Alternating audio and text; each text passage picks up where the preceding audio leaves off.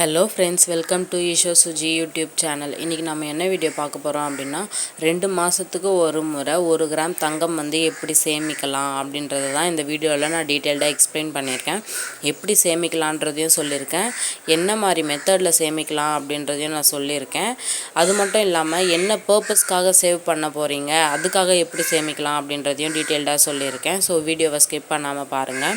நீங்கள் இது வரைக்கும் என்னுடைய சேனலை சப்ஸ்கிரைப் பண்ணாமல் பார்த்துட்டு இருந்தீங்கன்னா சப்ஸ்கிரைப் பண்ணிக்கோங்க. அப்போ தான் நான் போடுற வீடியோஸ் எல்லாம் உங்களை உடனடியாக வந்து சேரும். வாங்க நாம் இப்போ வீடியோக்குள்ளே போகலாம். இந்த வீடியோவில் பார்த்தீங்கன்னா 1 கிராம் கோல்டு வாங்க நமக்கு எவ்வளோ ஆகும், நாம் அதுக்காக எப்படி சேவ் பண்ணலாம் அப்படின்றத நான் டீட்டெயில்டாக எக்ஸ்பிளைன் பண்ணியிருக்கேன். காயின் வாங்கினா எவ்வளோ ஆகும், இல்லை ஜுவல்லாக பர்ச்சேஸ் பண்ணோம் அப்படின்னா எவ்வளோ ஆகும் அப்படின்ற வரைக்கும் நான் டீட்டெயில்டாக எக்ஸ்பிளைன் பண்ணியிருக்கேன். ஸோ வீடியோவை நீங்கள் ஸ்கிப் பண்ணாதீங்க. என் சேனலில் பார்த்தீங்கன்னா நிறைய கோல்டன் மணி சேவிங்ஸ் வீடியோஸ் எல்லாம் போட்டிருக்கேன். அதோட லிங்க்ஸ் எல்லாம் டிஸ்கிரிப்ஷனில் கொடுக்குறேன். நீங்கள் இப்போ தான் ஃபர்ஸ்ட் டைம் என்னோடய வீடியோஸ் எல்லாம் பார்க்குறீங்க அப்படின்னா நீங்கள் போய் செக் பண்ணி பாருங்கள். என்னோடய வீடியோஸ் எல்லாமே ரொம்ப ஈஸியாகவும் எல்லாருமே சேவ் பண்ணுற மெத்தட்லேயும் இருக்கும். இந்த வீடியோவில் நான் சொல்லியிருக்க மெத்தடும் பார்த்தீங்கன்னா ரொம்பவே ஈஸியான மெத்தடு, ரொம்பவே யூஸ்ஃபுல்லான மெத்தடும் கூட. கண்டிப்பாக இந்த வீடியோ எல்லாருக்குமே ரொம்ப யூஸ்ஃபுல்லாக இருக்கும்னு நினைக்கிறேன். இப்போ பார்த்தீங்கன்னா ஃபிக்ஸ் பண்ணிக்கணும் நம்மளுடைய கோலை. நாம் எதுக்காக தங்கம் சேமிக்க போகிறோம் அப்படின்றத நீங்கள் கோல் ஃபிக்ஸ் பண்ணிக்கோங்க. பெண் குழந்தைங்களுக்காக நீங்கள் சேவ் பண்ணுறீங்க அப்படின்னா கண்டிப்பாக ஜுவல்லாகவே பர்ச்சேஸ் பண்ணுங்கள். அதுதான் ரொம்பவே பெஸ்ட்டாக இருக்கும். ஏன் அப்படின்னு பார்த்தீங்கன்னா இன்னும் ஃப்யூச்சரில் கோல்டு ரேட் ஹை பீக்கில் போயிட்டே இருக்கும். நம்மளால் தங்கத்தை வாங்க முடியுமா அப்படின்ற ஒரு கேள்விக்குறியே இப்போ இருக்குது. நான் ஒரு இன்வெஸ்ட்மெண்ட் பர்பஸ்க்காக தான் வாங்குகிறேன், என்னுடைய தேவைக்காக வாங்கலை, நான் இதை ஒரு இன்வெஸ்ட்மெண்ட்காக நான் இதை பர்ச்சேஸ் பண்ணுறேன் அப்படின்றவங்க காயினாக பர்ச்சேஸ் பண்ணுங்கள். இல்லைனா சவரன் கோல்டு பாண்ட் அப்படின்னு சொல்லிட்டு கவர்மெண்ட்டில் வெளியிடுறாங்க, வருஷத்துக்கு 2 டைமு. அந்த மாதிரி நீங்கள் வாங்கிக்கோங்க. இப்போ காயின்ஸ்லலாம் பார்த்தீங்கன்னா வேஸ்டேஜ் கம்மி, ஜிஎஸ்டி நம்ம பே பண்ணுற மாதிரி இருக்கும். அதே மாதிரி சவரன் கோல்டு பாண்ட் அப்படின்னு பார்த்தீங்கன்னா அதில் நம்ம வேஸ்டேஜும் பே பண்ண தேவையில்லை, ஜிஎஸ்டியும் பே பண்ண தேவையில்லை. கோல்டு ரேட் அன்றைக்கி என்னவோ அந்த ரேட்டுக்காக நம்ம இது வாங்குவோம். ஆனால் இது பர்டிகுலர் டைம், அது என்னன்னு பார்த்தீங்கன்னா 8 இயர்ஸ்.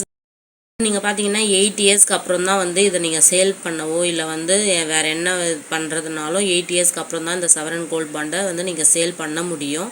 அப்படி இல்லைனா கோல்டு இடிஎஃப்னு இருக்குது, அதில் நீங்கள் பர்ச்சேஸ் பண்ணலாம். ஒரு இன்வெஸ்ட்மெண்ட் பர்பஸ்க்காக எனக்கு ஜுவல்லு தேவையில்லை, நான் நல்ல ஒரு இன்வெஸ்ட்மெண்ட்டுன்னு நினைக்கிறது கோல்டு அப்படின்னு நினைக்கிறவங்க கண்டிப்பாக நீங்கள் பர்ச்சேஸ் பண்ணலாம். சேவ் பண்ணுற அமௌண்ட்டை நீங்கள் சிட்டாக ஜாயின் பண்ணிவிடுங்க. அப்படி இல்லாட்டி நீங்கள் காயினாக பர்ச்சேஸ் பண்ணுங்கள். எனக்கு சிட்டில் இன்ட்ரெஸ்ட் இல்லை அப்படின்றவங்க காயினாக பர்ச்சேஸ் பண்ணிக்கலாம்.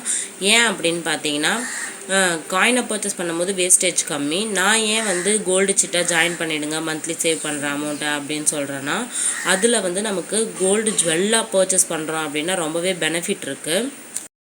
நீங்கள் ஒரு ஜுவல்லாக பர்ச்சேஸ் பண்ணுறீங்க அப்படின்னா சாதாரணமாக நம்ம ஒரு ரிங்கோ இல்லை இயரிங்ஸோ பர்ச்சேஸ் பண்ணுறோம் அப்படின்னா கூட பார்த்தீங்கன்னா வேஸ்டேஜ் 12%, 15% அப்படின்னு சொல்லிட்டு ரொம்ப அதிகமாக போடுறாங்க.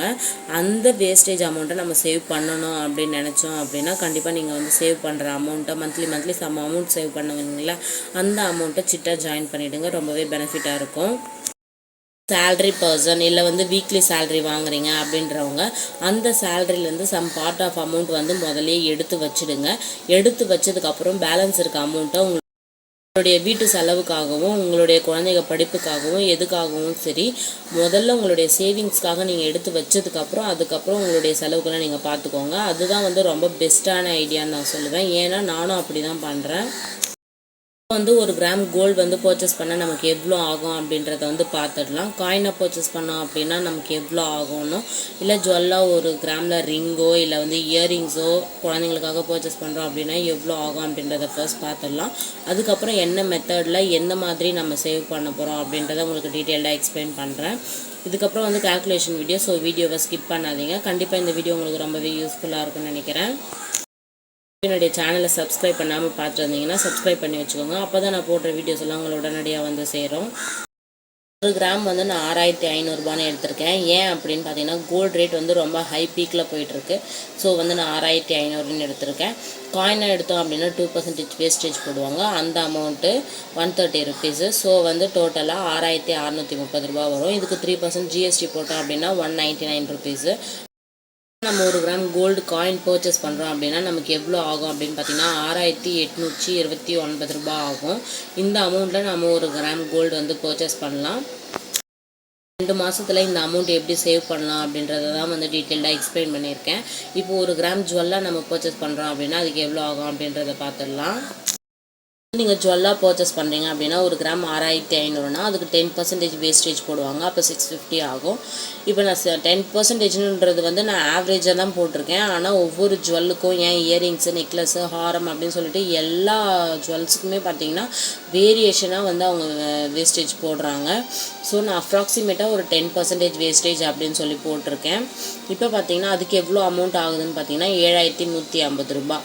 இதுக்கு 3% ஜிஎஸ்டி போட்டாங்க அப்படின்னா எவ்வளோ ஆகும்னு பார்த்தீங்கன்னா 215 ரூபாய். மொத்தமாக வந்து 1 கிராம் ஜுவல் வந்து நம்ம பர்ச்சேஸ் பண்ணணும் அப்படின்னா நமக்கு எவ்வளோ ஆகுதுன்னு பார்த்தீங்கன்னா 7365 ரூபாய். வந்து பார்த்தீங்கன்னா ஒரு இன்வெஸ்ட்மெண்ட் பர்பஸ்க்காக நீங்கள் ஒரு ஜுவல் பர்ச்சேஸ் பண்ணுறீங்க அப்படிங்கிற பட்சத்தில் கண்டிப்பாக காயினாகவே பர்ச்சேஸ் பண்ணிக்கிங்க. அதுதான் வந்து ரொம்ப பெஸ்ட்டுன்னு சொல்லுவேன். இல்லை பெண் குழந்தைங்க வச்சுருந்தீங்க அப்படின்னா நீங்கள் அவங்களுக்காக சேவ் பண்ணுறீங்க அப்படின்னா கண்டிப்பாக தங்க நகையாகவே எடுத்து வைங்க. ஒரு சில ஜுவல்ஸ் பார்த்தீங்கன்னா நம்மளுடைய ட்ரெண்டிங்காக இருக்கும். அதாவது ஜிமிக்கி மாடல், அதுக்கப்புறம் பார்த்திங்கன்னா இந்த காசு மாலை, மாங்காய் மாலை அந்த மாதிரிலாம் பார்த்திங்கன்னா காலகாலத்துக்கும் முதல்ல இருந்தே இப்போ வரைக்கும் அது வந்து நார்மல் ட்ரெண்டிங்கில் இருக்கிறது. நீங்கள் அந்த மாதிரி ஜுவல்ஸ் எல்லாம் அவங்களுக்காக பர்ச்சேஸ் பண்ணி வைக்கலாம். ஒரு சில குழந்தைங்க பார்த்தீங்கன்னா வீட்டில் அம்மா வீட்டில் என்ன கொடுக்குறாங்களோ அதை வந்து வாங்கிட்டு கல்யாணம் பண்ணிட்டு போவாங்க. ஏன் நானுமே அப்படி தான், இது வேணும் அது வேணும்னு சொல்லிட்டு அவங்க நான் கேட்டதும் கிடையாது. அந்த மாதிரி ஒரு சில குழந்தைங்க இருப்பாங்க. எல்லாமே வந்து நம்மளுடைய கஷ்டங்களை வந்து நம்ம முதல்ல இருந்தே அந்த குழந்தைங்களுக்கு சொல்லி புரிய வைக்கிறதுனால மட்டும்தான் அவங்க நம்ம என்ன அவங்களுக்கு செய்கிறோமோ அதை வந்து வாங்கிக்கிட்டு போவாங்க. பார்த்திங்கன்னா குழந்தைங்களுக்கு நம்மளுடைய கஷ்டங்களை வந்து கொடுத்து வளங்க, அதுதான் ரொம்பவே வந்து பெஸ்ட்டாக இருக்கும். சில பெற்றோருக்கு பார்த்தீங்கன்னா என் பொண்ணு வந்து எப்போவுமே ட்ரெண்டிங்காக இருக்கணும், அவள் மாடலாக இருக்கணும் அப்படின்னு ஆசைப்படுவாங்க. அந்த மாதிரி பேரண்ட்ஸ் என்ன பண்ணலாம் அப்படின்னு பார்த்தீங்கன்னா இந்த மாதிரி ஜுவல்ஸ் பர்ச்சேஸ் பண்ணாமல் காயின்ஸை வந்து பர்ச்சேஸ் பண்ணி வச்சுட்டு ஆஃப்டர் ஃப்யூச்சர் அவங்களுக்கு கல்யாணம் ஆகிற நேரத்தில் அந்த காயின்ஸ் எல்லாம் கொண்டு போய் நம்ம வந்து சேல் பண்ணிவிட்டு ஜுவல்லாக வந்து பர்ச்சேஸ் பண்ணி அவங்களுக்கு போடலாம். ஒரு கஷ்டமான விஷயம் அப்படின்னு பார்த்தீங்கன்னா நம்ம காயினுக்கும் வேஸ்டேஜும் ஜிஎஸ்டியும் பே பண்ணியிருக்கோம். ஒவ்வொரு டைம் வந்து காயின் பர்ச்சேஸ் பண்ணும்போதும் அதெல்லாம் நமக்கு வேஸ்ட் ஆகும். அப்படிங்கிறதுனால தான் நான் கோல்டு சிட்டாக வந்து ஜாயின் பண்ணி உங்களை வந்து ஜுவல் பர்ச்சேஸ் பண்ண சொல்கிறேன். உங்களுடைய குழந்தைங்களுக்காக எந்த மாதிரி சேவ் பண்ணுறீங்க, காயினை பர்ச்சேஸ் பண்ணுறீங்களா இல்லை ஜுவல்லாகவே இப்போ வந்து எடுக்க ஆரம்பிச்சிருக்கீங்களா, இல்லை உங்களுடைய குழந்தைங்களுக்கு நீங்கள் இப்போ வரைக்கும் எத்தனை பவுன் தங்க நகை வந்து எடுத்து வச்சுருக்கீங்க அப்படின்றத நீங்கள் கமெண்ட் செக்ஷனில் சொல்லுங்கள். பார்த்தீங்கன்னா எப்படி சேவ் பண்ணலாம் அப்படின்றத நான் சொல்லிடுறேன். ரொம்பவே ஈஸியான மெத்தடு. மந்த்லி சேலரி இருக்கவங்க, வீக்லி சேலரி இருக்கவங்க, இல்லை டெய்லி சேலரி இருக்கவங்க கூட இந்த மாதிரி சேவ் பண்ணலாம். ரொம்ப ரொம்ப ரொம்ப ஈஸியான மெத்தடு. இப்போ பார்த்தீங்கன்னா ஃபஸ்ட்டு டே எழுதியிருக்கேன், செகண்ட் அமௌண்ட் எழுதியிருக்கேன், டோட்டல் அமௌண்ட் எழுதியிருக்கேன், டே எழுதியிருக்கேன், செகண்ட் அமௌண்ட் இருக்கேன், தேர்டு வந்து டோட்டல் அமௌண்ட் எழுதியிருக்கேன். இப்போ ஒரு நாளைக்கு நம்ம எவ்வளோ சேவ் பண்ண போகிறோம், அதை எத்தனை நாளைக்கு சேவ் பண்ண போகிறோம் அப்படின்றத நான் டீட்டெயில்டாக எக்ஸ்பிளைன் பண்ணியிருக்கேன். நீங்கள் வந்து இதிலே ஸ்கிப் பண்ணிவிட்டு போயிடாதீங்க, வீடியோவை வந்து ஃபுல்லாக பாருங்கள். நான் எவ்வளோ நாளைக்கு இந்த 15 ருபீஸ் சேவ் பண்ணியிருக்கேன் அப்படின்றது கண்டிப்பாக உங்களுக்கு புரியும்.